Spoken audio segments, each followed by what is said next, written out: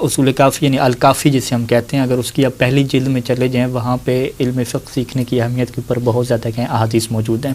چند ایک جو ہے وہ مومنین کی خدمت میں ہم پیش کرتے ہیں. سب سے پہلے ہے کہ ایک شخص ہے کہ جس کا نام بشیر ہے.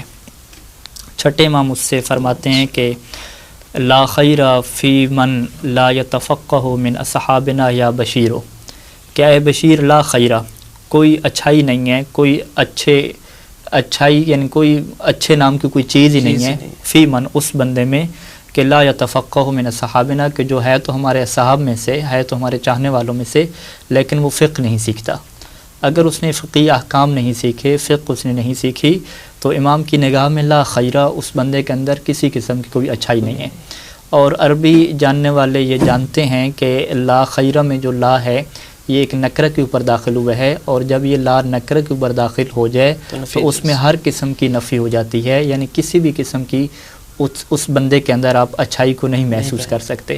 یعنی ہم یہ کہہ سکتے ہیں کہ ایک انسان ہے ماشاءاللہ سے اس کا اخلاق بہت اچھا ہے، وہ انسانوں کی مدد کرتا ہے، انسانیت کا بڑا دل میں درد رکھتا ہے اور ہمیشہ بہت اچھا انسان ہے، لیکن اگر وہ فقہ محمد و آل محمد نہیں جانتا تو صادق آل محمد کی نگاہ میں اس بندے کے اندر کوئی خوبی نہیں ہے.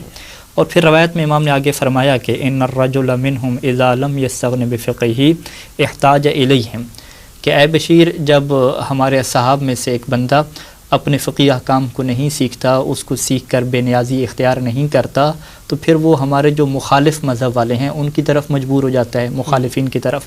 اور پھر ہوتا کیا ہے کہ فَإِذَا احْتَاجَ إِلَيْهِمْ أَدْخَلُوهُ فِي بَابِ ضَلَالَتِهِمْ وَهُوَ لَا يَعْلَمُ، کہ وہ جو ہمارے مخالفین ہیں وہ اسے گمراہی کے باب میں لے جاتے ہیں، گمراہی کے گھر میں وہ داخل ہو جاتا ہے اور اسے اس بات کا شعور اور علم تک نہیں ہو پاتا.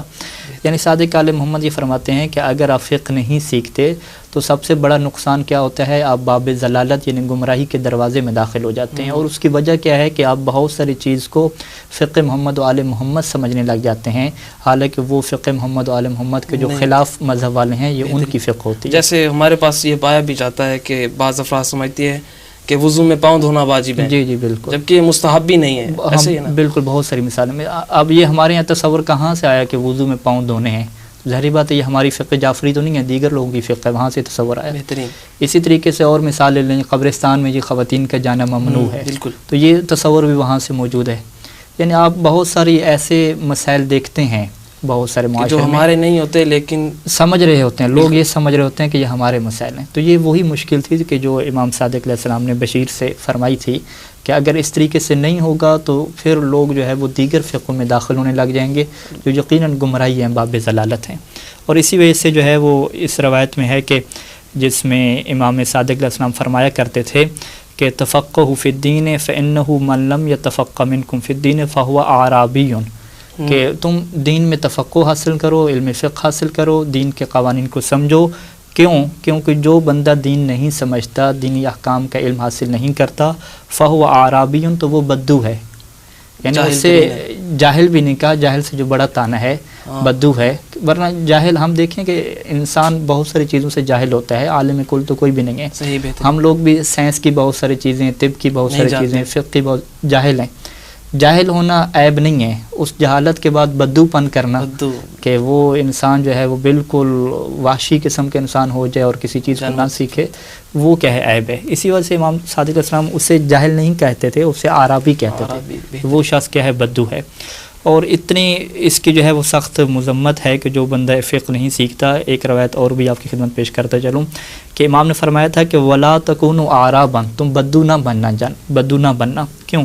فإنه من لم يتفقه في دين الله لم ينظر الله إليه يوم القيامة ولم يزكي له عملا، کہ جو تم میں سے فقہ نہیں سیکھتا پھر ہوگا کیا کہ قیامت کے دن اللہ اس کی طرف نہیں دیکھے گا. صحیح. اور اس نے جتنا بھی عمل کیا ہے لم یزکے، اس عمل کا تزکیہ نہیں ہوگا، یعنی عمل کو قبول ہی اللہ نہیں فرمائے گا.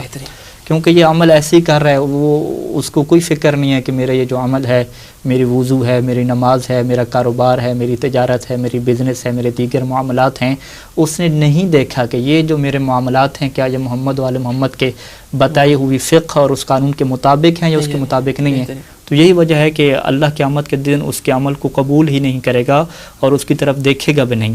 اور اسی وجہ سے ہے کہ چھٹے امام فرماتے تھے کہ اگر میں اپنے اصحاب میں سے، اپنے چاہنے والوں میں سے کسی ایک کو دیکھوں کہ جو فقہ حاصل نہیں کرتا، تو امام نے فرمایا کہ ضربت رؤوسهم بالسیاط حتی یتفقہوا، کہ میں یہ چاہتا ہوں کہ میرے اصحاب کو کوڑوں کے ذریعے سے ان کے سر پہ مارا جائے تاکہ وہ فقہ حاصل کریں، کیونکہ امام کی نگاہ میں یہ ہے کہ اگر میرے چاہنے والے فقہ حاصل نہیں کرتے تو قیامت کے دن پھر اللہ ان کی طرف نگاہ کرم بھی نہیں فرمائے گا اور ان کا کوئی عمل بھی قبول نہیں ہوگا۔